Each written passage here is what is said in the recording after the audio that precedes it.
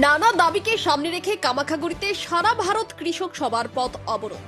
শনিবার নানা দাবিতে কুমারগ্রাম ব্লকের কামাখাগুড়িতে পথ অবরোধ করল সারা ভারত কৃষক সভা।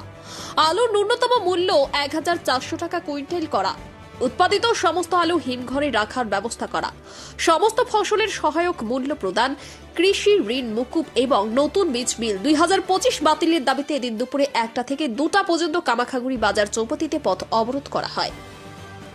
পদ অবরোধের আগে কামাখাগুড়িতে মিছিল করেন কৃষক সভার নেতাকর্মীরা। উপস্থিত ছিলেন সারা ভারত কৃষক সভার আলিপুরদুয়ার জেলা সভাপতি সুখময় রায়, কুমারগ্রাম ব্লক সম্পাদিকা প্রমীলা রায় সহ অন্যরা। কৃষক সভার জেলা সভাপতি সুখময় রায় বলেন, কৃষকদের স্বার্থে আমাদের আন্দোলন চলবে।